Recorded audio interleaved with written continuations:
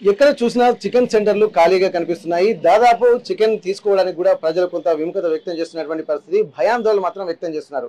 అసలు ఏం జరుగుతుంది, బర్డ్ ఫ్లూ వస్తుందన్నటువంటి వార్తల నేపథ్యంలో ఎట్లాంటి పరిస్థితులు నెలకొన్నాయి ఒక్కసారి మనం ఆర్టీవీ గ్రౌండ్ రిపోర్ట్ ద్వారా చికెన్ సెంటర్లు ఎట్లా ఉన్నాయి, అలాగే ప్రజలు ఎట్లాంటి అభిప్రాయం వ్యక్తం చేస్తున్నారు, దీనిపై డాక్టర్లు ఎలా మాట్లాడుతున్నారు, దానికి సంబంధించినటువంటి ఎట్లాంటి వివరాలు ఒకసారి ఆర్టీవీ గ్రౌండ్ రిపోర్ట్ ద్వారా చికెన్ సెంటర్లపై ఎట్లాంటి ప్రభావం చూపిస్తుంది బర్డ్ ఫ్లూ కలకలం, అలాగే తినే విధంగా ఉంటుందా లేకపోతే డాక్టర్ల సజెషన్ ఎలా ఉంటుంది, పూర్తిగా ఓవరాల్ గా గ్రౌండ్ రిపోర్ట్ ద్వారా తెలుసుకునేటువంటి ప్రయత్నం చేద్దాం. ప్రస్తుతం మనం జనగామ జిల్లా కేంద్రంలో ఉన్నాము.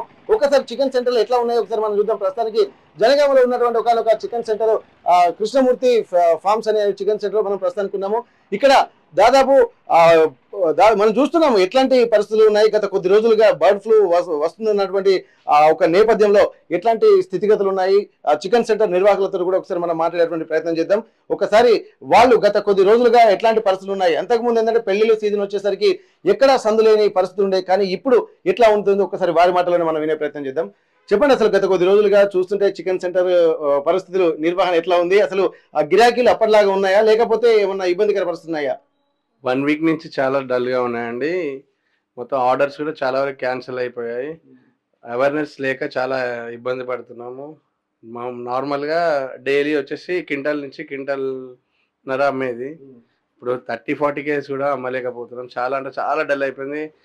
దీని గురించి మున్సిపాలిటీ కూడా అవేర్నెస్ తీసుకోవాలి, చెప్పాలి. మున్సిపాలిటీ వాళ్ళు కూడా దీని గురించి ఏమన్నా చేయాలి. కానీ ఇట్లుంటే చాలా అంటే చాలా సఫర్ అవుతున్నాం. అసలు వెళ్తే కూడా వెళ్తలేదు, నార్మల్గా కూడా వెళ్తలేదు. చాలా అంటే చాలా మెయింటెనెన్స్ కూడా వెళ్తలేదు. చాలా ప్రాబ్లం అవుతుంది. చాలా అసలు పబ్లిక్ వచ్చి మీ దగ్గరికి అసలు వస్తున్నారా, మామూలుగా ఏమన్నా ఆర్డర్స్ ఇట్లా అవే వస్తున్నాయా? నార్మల్గా వచ్చేటువంటి వాళ్ళు కూడా ఎవరు రావట్లేదా? నార్మల్గా వచ్చేవాళ్ళంటే వచ్చి అడిగి డౌట్ మీద అడిగి ఎగ్స్ కూడా ఇచ్చి మళ్ళీ రిటర్న్ తీసుకొని పోయిన వాళ్ళు కూడా ఉన్నారు. అసలు వచ్చుడే బంద్ అయిపోయింది. చాలా వరకు మినిమం 1 క్వింటల్ నుంచి క్వింటల్‌న్నర అమ్మేది. 20-30 కిలోలు కూడా అమ్మలేని పొజిషన్కి ఉంది ఇప్పుడు. ఘోరం అంటే చాలా అంటే దాదాపు 60% ఎబో పడిపోయాయి అనుకోవచ్చా? ఇంకా ఎక్కువనే సార్. ఎందుకంటే నాకు ఇప్పటికీ రేపు సండే రేపు వచ్చే సండేకి దాదాపు 4 క్వింటల్ ఆర్డర్ ఉండే. అన్ని మొత్తం A to Z మొత్తం అన్ని క్యాన్సిల్ అయిపోయినాయి. అన్ని క్యాన్సిల్. తినేటోళ్ళు కూడా రెగ్యులర్గా మొత్తం తినడమే బంద్ చేసేళ్ళు మొత్తం. అసలు తినడం లేదు. ఫోన్ చేసి అడుగుతారు ఇంకా కస్టమర్ ఫోన్ తినొచ్చా ఏంది. మొన్న మన సమ్మక్క సారక్కకి అసలు నార్మల్ డేస్ పోయినసారి అయితే 200 కోళ్ళు 250 కోళ్ళు పోయినాయి. 20 కోళ్ళు 30 కోళ్ళు కూడా పోలే ఈసారి అయితే. అంత ఘోరమైన పరిస్థితికి వచ్చింది. అసలు చాలా అంటే చాలా ప్రాబ్లం ఉంది. అసలు దీంతోనే ప్రాబ్లం అయ్యేటట్టుంది. ఓకే, ఇప్పుడు మీకు మున్సిపాలిటీ అధికారులు కూడా, ఎందుకంటే మనకి తెలంగాణలో ఇంకా పూర్తిగా అది వ్యాపించలేదు, దీనికి సంబంధించినటువంటి భయాంతలు కూడా ఇప్పటిదాకా లేదు కదా, ముందు జాగ్రత్తగా వీళ్ళు అనుకుంటున్నారు. కానీ ఏం చేస్తే మళ్ళీ పౌల్ట్రీ ఇండస్ట్రీ కానీ మీరు జీవనోపాధి బాగుంటుంది అనుకుంటున్నారు? మున్సిపాలిటీ వాళ్ళు నార్మల్గా అందరికీ అవేర్నెస్ తీసుకురావాలి, చెప్పాలి. ఆటోస్ ఇట్లా పెట్టి అట్లా ఏం లేదు, ఇది ప్రాబ్లం ఏం లేదు, ఇది తినొచ్చు, ప్రోటీన్ ఫుడ్డే కదా తినొచ్చు, ఏం ప్రాబ్లం లేదు అని చెప్తే బెటర్. ఇట్లే ఉంటేనైతే ఇంకా ఘోరంగా మూసుకోవాల్సిన పరిస్థితి వస్తుంది. 1 వీక్ నుంచి చాలా ఘోరంగా ఉంది పరిస్థితి. ఓకే, ఇప్పుడు కరోనా వైరస్ వచ్చిన టైంలో కూడా చికెన్ పౌల్ట్రీ మీద చాలా ఎఫెక్ట్ పడింది. కాకపోతే దాని మీద అవగాహన కార్యక్రమాలు పెట్టిన తర్వాత మళ్ళీ పుంజుకుంది పౌల్ట్రీ ఇండస్ట్రీ. కానీ ఇప్పుడు కూడా బర్డ్ ఫ్లూ వచ్చినటువంటి నేపథ్యంలో ఇప్పుడు కూడా మళ్ళీ చికెన్ తింటే ఏమైనా వస్తుందా అని చెప్పి అనుకుంటున్నారు. కానీ ఇప్పటివరకు అయితే డాక్టర్లు కూడా కొంత అవేర్నెస్ చేయాల్సినటువంటి, అంటే ఇన్ఫర్మేషన్ ఇవ్వాల్సింది, మెసేజ్ ఇవ్వాల్సింది, అలాగే మున్సిపాలిటీ అధికారులు కూడా దీనిపై అవగాహన కల్పించాల్సినటువంటి అవసరం అయితే కనిపిస్తుంది. ప్రస్తుతం అయితే ఒకసారి చూస్తున్నాం, దాదాపు ఎక్కడ చూసినా కానీ ఒక హడావుడి హంగు ఆర్భాటాలు చికెన్ సెంటర్ల నిర్వాహకులపై షాపులలో ఉండేది, కానీ ఖాళీగా ఉంటున్నాయి. అలాగే ఎగ్స్ అలాగే ఉంటున్నాయి. లోపలకు సంబంధించినటువంటి ఒకసారి మనం పరిశీలిద్దాము. దాదాపు చికెన్ ఒకసారి మళ్ళొకసారి ప్రయత్నం చేద్దాం. అసలు బర్డ్స్ వస్తున్నాయా మీకు? ప్lenty కావాల్సిన బర్డ్స్? 1 వీక్ అవుతుందండి. దాదాపు పోయిన సండే తీసుకున్నాం బర్డ్స్. ఇప్పటి వరకు దానబెట్టి అవే నడిపిస్తున్నాం తప్ప కొత్త బర్డ్స్ ఇప్పటి వరకు తీసుకోలే. అంటే ఇవి అయిపోతేనే తీసుకోవాలి. ఇప్పుడు ఉన్నాయే మేము లాస్ అవుతున్నాం. నిజంగానే ఏదైనా ఎఫెక్ట్ పడుతుంటే అసలు కోళ్ళు అప్పుడే చనిపోవాలి కదా. 1 వీక్ నుంచి అవే కోళ్ళు ఇప్పటికి కూడా అవే వాడుతున్నాం. దానా పెట్టి వీటినే మెయింటైన్ చేస్తుంది తప్ప కొత్త ఇప్పుడు వరకు 1 వీక్ అవుతుంది. రేపు మళ్ళీ సండే వస్తుంది. 1 వీక్ నుంచి ఇవే కోళ్ళు వాడుతున్నాం. చాలా ఎఫెక్ట్ పడ్డది. అంటే దీనిపై ఇప్పుడు ఈ పరిస్థితిని చూస్తుంటే ప్రజలు కూడా ఎవరు భయపడాల్సినటువంటి అవసరం లేదనుకోవచ్చు. ఈజీయే సార్. ఎందుకంటే ఇప్పుడు నిజంగా మా దగ్గరనే ఉన్నాయన్నప్పుడు మా దగ్గరనే 1 వీక్ ఉంటుంది. అంటే ఫామ్లో ఉండడానికైతే ప్రాబ్లం ఉండదు కదా. నిజంగానే ఏమన్నా ఎఫెక్ట్ పడితే 1 వీక్ 1 డేలో చూపిస్తుంది. నార్మల్ చెప్పాలంటే 1 అవర్లో చూపిస్తుంది ఎఫెక్ట్ ఉంటే. అట్లా అంటే 1 వీక్ నుంచి కూడా మా దగ్గర ఉంటున్నాయి అన్న అంటే ఇప్పుడు మేము దానబెట్టి పెడుతున్నాం కదా, ఇప్పుడు ఏర్పడుతుంది కదా, దీనిలో తెలుస్తుంది కదా, అయినా కానీ మీరు ఎఫెక్ట్ ఉందని అంటే అయితే లేదు వాస్తవానికి. ఇప్పుడు ప్రస్తుతానికి అయితే ఎఫెక్ట్ లేదని చెప్పడానికి కూడా ఒక ఉదాహరణ చెప్తున్నారు. ఎందుకంటే చికెన్ బర్డ్స్ తీసుకొచ్చి దాదాపు వారం రోజుల నుంచి ఇక్కడే ఉన్నాయి, వాటికి దానా పెట్టిన తర్వాత అవి హెల్తీగానే ఉన్నాయి, అవి తింటూ ఉన్నాయి, బాగానే ఉంటున్నాయి అన్నటువంటి ఒక సూచనలు చేస్తున్నారు. కాబట్టి ఇక్కడ బర్డ్ ఫ్లూ అనేది ఇంకా పూర్తి స్థాయిలో లేదు కాబట్టి ఎవరు భయాందోళన వ్యక్తం చేయాల్సినటువంటి అవసరం లేదంటున్నారు. ప్రోటీన్ ఫుడ్ కాబట్టి కంపల్సరీ తింటే బాగుంటుందని ఒక సూచనలు చేస్తున్నారు. ఇక్కడ తెలంగాణలో మినీ మేడారం జాతర కూడా జరుగుతుంది. ఈ మేడారం జాతరకు కూడా దాదాపు తెలంగాణ వ్యాప్తంగా కూడా చాలా మంది జాతరకు వెళ్తుంటారు. అట్లాంటి సమయంలో కూడా దాదాపు 250 నుంచి 450 వరకు కోళ్లు అమ్ముడుపోతా ఉంటున్న నేపథ్యంలో ఇప్పుడు వాళ్ళు కనీసం దాదాపు 50 కోళ్లు కూడా తీసుకునేటువంటి పరిస్థితి లేదు. ఇది ఒక భయాందోళనలు మాత్రం జనాల్లో ఉన్నాయి. వాటిని పొడగొట్టాల్సినటువంటి బాధ్యత కూడా ప్రభుత్వాల మీద ఉందన్నటువంటి ఒక సూచన కూడా చేస్తున్నారు. ఎందుకంటే తన దగ్గర ఉన్నటువంటి సాక్ష్యమే ఇక్కడ నిదర్శనంగా చెప్తున్నారు. ఒక్క బర్డ్ కూడా ఇప్పటి వరకు చనిపోలేదు, మేము ఇవి అమ్ముడు పోలేక మిగిలిన కొత్త బర్డ్స్ కూడా తీసుకోలేకపోతున్నాం, పౌల్ట్రీ ఫామ్లలో కూడా ఉన్నటువంటి బర్డ్స్ కి ఇప్పటి వరకు ఎలాంటి ఇబ్బందికర పరిస్థితులు అయితే లేవన్నటువంటి ఒక సూచన కూడా చేస్తున్నారు. ఖచ్చితంగా మున్సిపాలిటీ అధికారులు అలాగే ప్రభుత్వం ఇనిషియేషన్ తీసుకుంటే మళ్ళీ పౌల్ట్రీ ఫార్మింగ్ అనేది వృద్ధి చెందుతుంది. ప్రజలు కూడా భయాందోళన చెందకుండా ఎప్పటికప్పుడు అప్రమత్తంగా ఉండి మంచి హెల్తీ ఫుడ్ తీసుకొని అంటే హెల్తీని ఆరోగ్యాన్ని మెరుగుపరచుకోవాల్సిందిగా సూచనలు కూడా చేస్తున్నటువంటి పరిస్థితి. ప్రస్తుతం బర్డ్ ఫ్లూ మీద అనేక అనుమానాలు వ్యక్తమవుతున్న నేపథ్యం ఒకసారి మనం లోపలికి వెళ్తాం. ఎందుకంటే వాళ్ళు చెప్తున్నారు బర్డ్ ఫ్లూ అంటే దాదాపు బర్డ్స్ తీసుకోక వారం 10 రోజులు అవుతున్నప్పటికీ కూడా అవి హెల్తీగానే ఉన్నాయని చెప్పి అంటున్నారు. ఒక్కసారి మనం లోపలికి వెళ్ళి చూద్దాము అసలు హెల్తీగా ఉన్నాయా లేదా అనేది మనం చూడొచ్చు. ఒక్కసారి బర్డ్స్ లోపలికి వెళ్ళి చూస్తే మాత్రం బర్డ్స్ మాత్రం హెల్తీగానే ఉన్నాయన్నటువంటి ఒక సూచనలు కూడా చేస్తున్నారు. అయితే దీనికి సంబంధించి కూడా ప్రస్తుతానికి ఎట్లాంటి పరిస్థితులు ఉన్నాయో వీళ్ళని అడుగుదాము.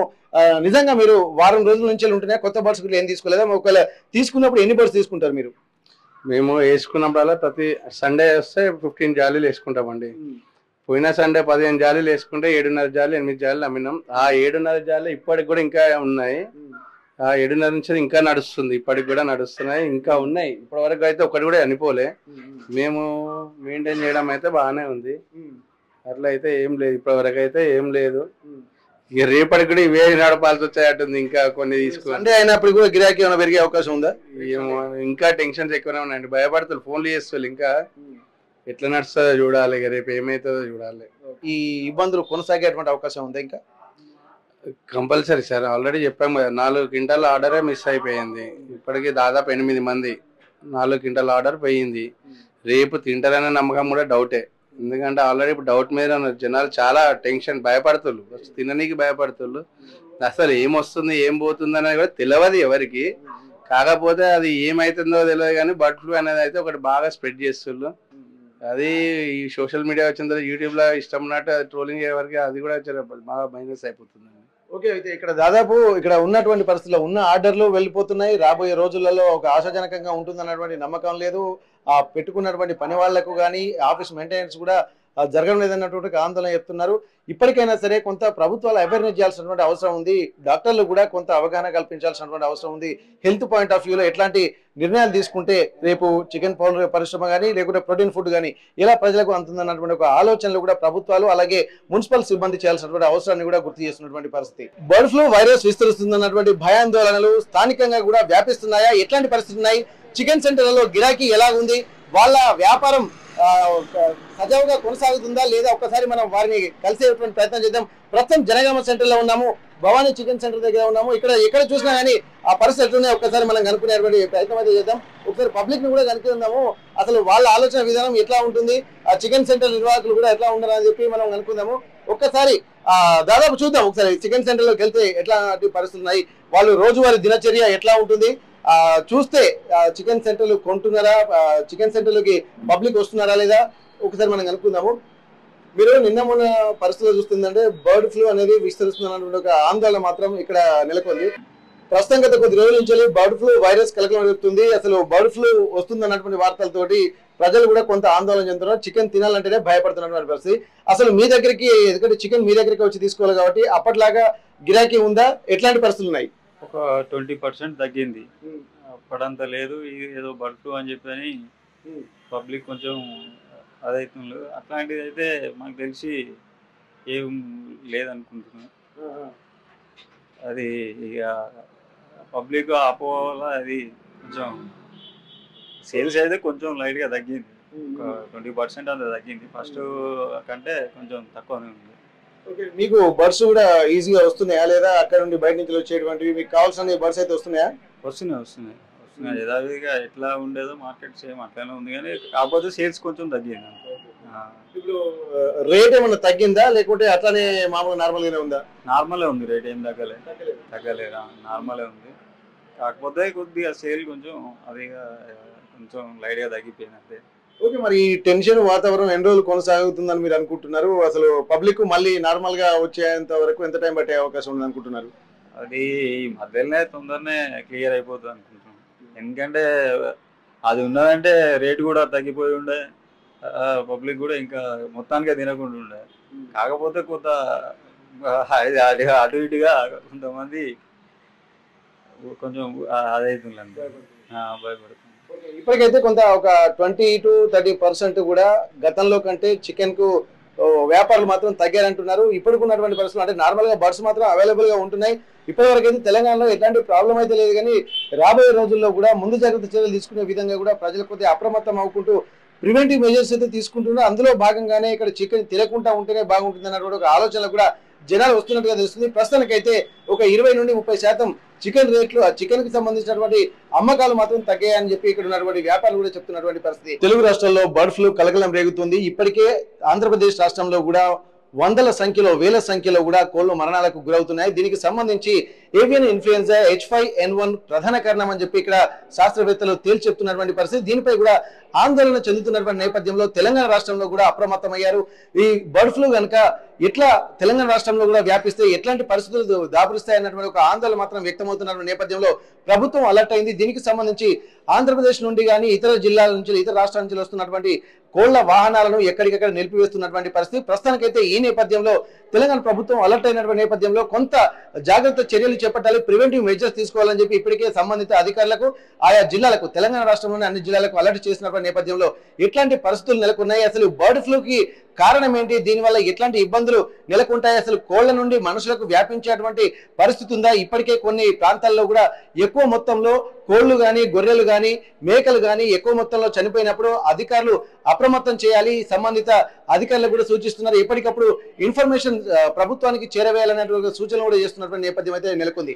ప్రస్తుతానికి ఈ బర్డ్ ఫ్లూ పై ఎట్లాంటి ప్రభావం తెలుగు రాష్ట్రాల్లో ఉందో ఒకసారి మనం ఆలోచించాల్సిన అవసరం ఉంది. దీనికి సంబంధించి డాక్టర్లు ఏమంటున్నారు, డాక్టర్ల యొక్క ఆలోచన విధానం ఏంది, కోళ్ల నుంచి మనుషులకు వ్యాపిస్తుందా లేదా? ఒక్కసారి మనం జనగామ జిల్లా కేంద్రంలోని ప్రభుత్వ ఆసుపత్రిలో ఉన్నాము. డాక్టర్ కల్నల్ భిక్షపతి గారు మనతో ఉన్నారు. వారు మిలిటరీ ఆర్మీలో కూడా వైద్యం చేసినటువంటి పరిస్థితి. దీనికి సంబంధించి వారికి ఎట్లాంటి అవగాహన చర్యలు మన ప్రజలకు చెప్తారో ఒకసారి మనం మాట్లాడే ప్రయత్నం చేద్దాం. సార్, ఇప్పటికే బర్డ్ ఫ్లూ అనేది మళ్ళీ ఒక కరోనా తర్వాత మళ్ళీ ఒక కలకలం రేగుతున్నటువంటి బర్డ్ ఫ్లూ వైరస్ కలకలం రేగుతుంది. ఇప్పుడు ఉన్నటువంటి పరిస్థితులు ఎట్లా ఉంది సార్? ఎందుకంటే ప్రజలు కోళ్లు హాస్పిటల్కి వెళ్ళాలన్నా, ప్రజలు ఈ కోళ్ళ అంటే చికెన్ షాప్లకు వెళ్ళాలన్నా భయపడుతున్నటువంటి పరిస్థితి. కొంత మాంసకృతులు తినాలంటే ఖచ్చితంగా కోళ్ళను ఆశ్రయించే వెసులుబాటు మొన్నటి వరకు ఉండే, కానీ ఇప్పుడు అంత భయాందోళన చెందుతున్నారు. ఇప్పుడు ఎట్లా ఉంది సార్ పరిస్థితి? ఫస్ట్ ఆఫ్ ఆల్ RTV మిత్రులకు నా యొక్క ప్రత్యేక ధన్యవాదం. మీరు చెప్పిన ఒకటి స్టేట్మెంట్ ఏదైతే ఉందో దాంట్లో కలకలం చెందాల్సినటువంటి వాతావరణం అయితే అసలు లేదు. మనం భయపడొద్దు. జాగ్రత్త వేరు, భయపడడం వేరు. నేను గవర్నమెంట్ మెడికల్ కాలేజ్ జనగాంలో I'm working as a associate professor in department of medicine. ఈ ఫ్లూ అనేది, బర్డ్ ఫ్లూ అనేది H5N1 మీరు చెప్పినటువంటిది చాలా కరెక్టు. సో దాంట్లో ఇది ఒక సీజనల్ ఫ్లూ. ప్రతి సీజన్లో ఏదో ఒక ఫ్లూ వస్తూనే ఉంటుంది. ఫర్ ఎగ్జాంపుల్ 2019లో మన కోవిడ్ వచ్చింది. బట్ ఏ ఫ్లూ అయినా యూజువల్గా స్వైన్ ఫ్లూ వచ్చింది, కోవిడ్ వచ్చింది. ఇటువంటి ఫ్లూస్ అనేది సార్స్ వచ్చినాయి. ఇవన్నీ సీజన్గా వచ్చిపోతుంటాయి. టెంపరేచర్ అనేది మార్పులలో ఈ ఫ్లూస్ వచ్చిపోతుంటాయి. అయితే ఏ ఫ్లూ అయినా వైరల్ డిసీజెస్ ఏవైతే షార్ట్ టర్మ్లోనే ఉంటాయి, అవి లాంగ్ టర్మ్లో ఉండవు ఫస్ట్ ఆఫ్ ఆల్. సో అందుకని ఏ జాగ్రత్తలైనా మన షార్ట్ టర్మ్ జాగ్రత్తలే మనం తీసుకుంటే సరిపోతుంది. కానీ దానికి కంప్లీట్ పౌల్ట్రీ ఇండస్ట్రీని మనం ఒక డ్యామేజ్ చేయడం ఫైనాన్షియల్గా, తర్వాత అటువంటి మనకు అవసరం లేదు. ఒకటి ఫస్ట్ ఆఫ్ ఆల్ మీరు అడిగిన క్వశ్చన్లో ఒకటి ఏంటంటే మనుషులకు వచ్చే అవకాశం ఉందా, ఎటువంటి జాగ్రత్తలు అనేది మీ క్వశ్చన్. అండ్ వేరే జంతువులకి ఇక్కడ H5N1 స్ట్రెయిన్ ఏదైతే ఇది ఒక RNA వైరస్, ఇది it's one of the communicable disease. దీనికి ఒక ఇంక్యుబేషన్ పీరియడ్ అనేది, ఎనీ వైరస్ యూజువల్గా షార్ట్ ఇంక్యుబేషన్ పీరియడ్ ఉంటుంది. అంటే ఆ లక్షణాలు బయటికి ఒక మనిషికి రావాలంటే షార్ట్ ఇంక్యుబేషన్ పీరియడ్ అని ఒకటి. ఇది background of the any virus. So ఇక్కడ మనకి ఇది యూజువల్గా వైల్డ్ యానిమల్స్లలో, వైల్డ్ బర్డ్స్లలో మనకి ఎక్కువ ప్రభావితం చేసే అవకాశాలు ఉంటాయి అన్నట్టు. అయితే కొన్ని బర్డ్స్కి ఇమ్యూనిటీ, ఇది యూజువల్గా మైగ్రేషన్ తోటి జరుగుతుంటుంది. ఒక ప్లేస్ నుండి ఒక ప్లేస్కి వచ్చినప్పుడు మనిషికి ప్రతి ఒక్కరికి ఏదైతే ఇమ్యూనిటీ ఈక్వల్ ఉండదో ఆ విధంగా బర్డ్స్లో కూడా స్పీసీస్ వేరియేషన్ ఉంటుంది. సో ఇది ఒక యానిమల్ నుండి ఇంకో యానిమల్, ఒక బర్డ్ నుండి ఇంకో బర్డ్కి, ప్లస్ ఒక మన పౌల్ట్రీ ఇండస్ట్రీ నుండి హ్యూమన్ బీయింగ్కి వచ్చే అవకాశం ఉందా అంటే పాసిబిలిటీ ఉంది. బట్ దాన్ని హౌ టు బ్రేక్ ఇట్ అనేది క్వశ్చన్. ఇక్కడ హౌ టు బ్రేక్ ఇట్ అనేది క్వశ్చన్.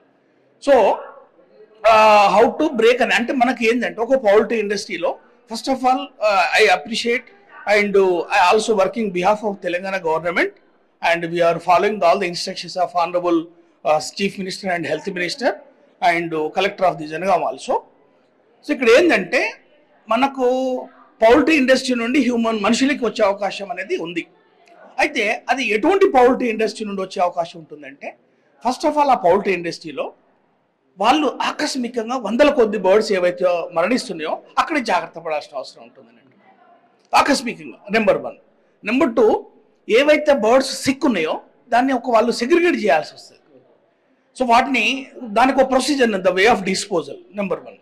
సో ఎవరైతే పౌల్ట్రీ ఇండస్ట్రీలో పనిచేసేటువంటి లేబరర్స్ ఉంటారో వాళ్ళకి మనం కోవిడ్లో వచ్చినప్పుడు పీపీ కిట్లు వాడినాం. అదేవిధంగా వాళ్ళ ఇండస్ట్రీలో కూడా పీపీ కిట్స్ ఉంటాయి. ఆ పీపీ కిట్స్ ఎందుకంటే బర్డ్ యొక్క ఫెదర్స్ నుండి, తర్వాత బర్డ్ నుండి వచ్చేటువంటి రెట్ట నుండి, బర్డ్స్ తాగేసినటువంటి వాటర్ నుండి, చుట్టుపక్కల ఏ ప్రాంతం నుండి అయినా ఈ వైరస్ సర్ఫేస్ పైన స్టోర్ అయ్యే అవకాశం ఉంటుంది. సో కనుక వాళ్ళు బర్డ్స్ని హ్యాండిలింగ్ చేసేటప్పుడు వాళ్ళు చాలా జాగ్రత్తగా హ్యాండిలింగ్ చేసి, దాంట్లో నేను చెప్పింది ఏంటంటే మనకు వాళ్ళు ప్రాపర్ పీపీ కిట్లతోటి వెళ్ళడం, తర్వాత ఏవైతే సిక్ బర్డ్స్ ఉన్నాయో వాటిని సెగ్రిగేట్ చేయటం, ఇది మోస్ట్ ఇంపార్టెంట్.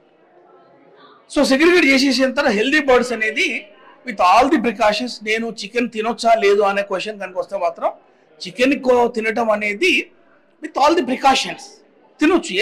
యాజ్ అ డాక్టర్గా నేను చెప్తా అంటే ఎప్పుడైతే ఆ సిక్ బర్డ్స్ని సెగ్రిగేట్ చేసిండో హెల్దీ బర్డ్స్ని తినడంలో ప్రాబ్లం లేదు. మనకు ఇది దాని యొక్క రెస్పిరేటరీ డ్రాప్లెట్స్ తోటి వస్తుంది, కానీ చికెన్ తోటి మీట్ తోటి రాదు. డ్రాప్లెట్స్ బేసికల్గా సర్ఫేస్లో ఉన్నటువంటి వైరస్ అనేది ఒకరికొకరు స్ప్రెడ్ అయ్యే అవకాశం ఉంటుంది. సో చికెన్కి ఏం చేయాలంటే చికెన్ని మనం ప్రాపర్గా కుక్ చేసి తినాల్సి వస్తుంది. ప్రాపర్గా cook, healthy, first of all healthy, first at the industry it self segregation, వాళ్ళు పీపీ కిట్లు. నెంబర్ 2, చికెన్ ఏదైతే ఉంటుందో బర్డ్స్ ఏవైతే ఉంటుందో హెల్దీ బర్డ్స్ని, తర్వాత ఎవరైతే సెల్లర్స్ ఉంటారో వాళ్ళు కూడా ఇటువంటి ప్రికాషన్స్ తోటి అవి తీసుకొని, ఎప్పుడైతే చికెన్ మనకు మ్యాండేటరీ, ఎవరైతే మాంసాహారులు ఉన్నారో వాళ్ళు తినాలే తప్పనిసరి అనుకునే సిచ్యువేషన్ వచ్చినప్పుడు మాత్రం ప్రాపర్గా కుక్ చేసుకొని తినడం అనేది కరెక్ట్. అంతేగాని చికెన్లో తినడం వల్లనే మనకు బర్డ్ ఫ్లూ వస్తుందంటే which is not correct.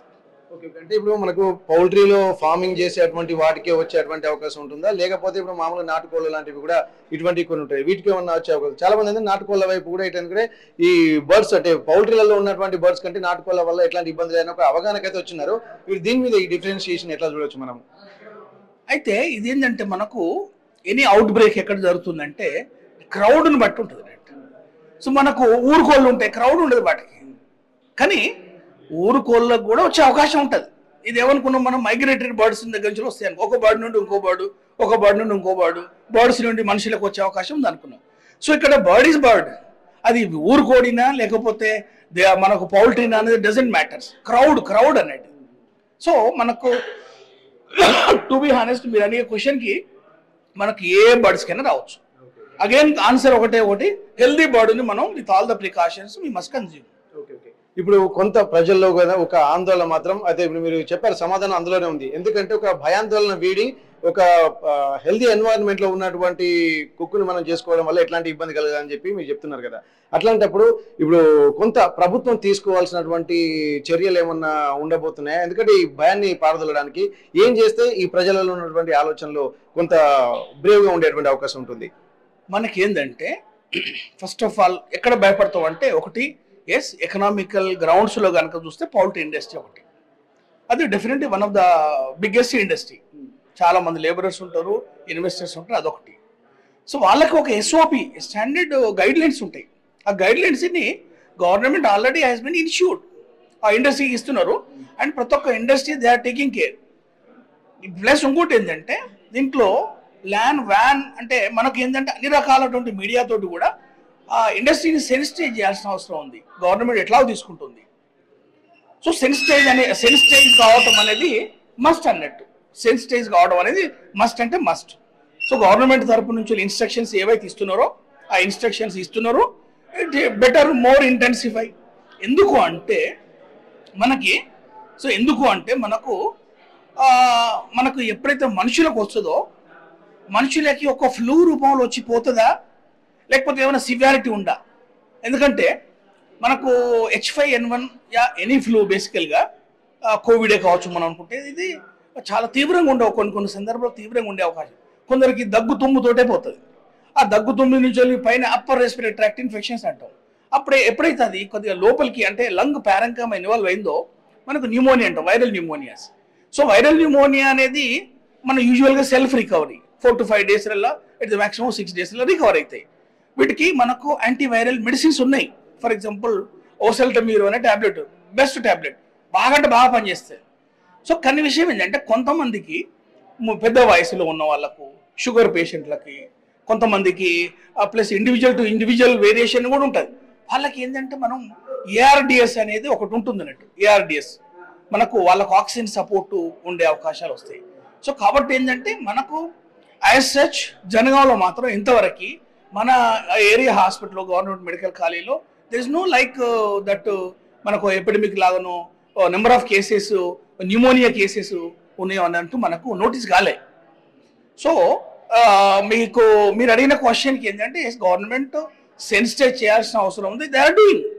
Number 2, ఏ ఇన్స్టిట్యూషన్ అయినా ఇటువంటి మోర్ కేసెస్ వచ్చినప్పుడు మాత్రం మనం జాగ్రత్తగా ఏం చేస్తామంటే క్వారంటైన్ అనేది ఒకటి ఉంటుంది.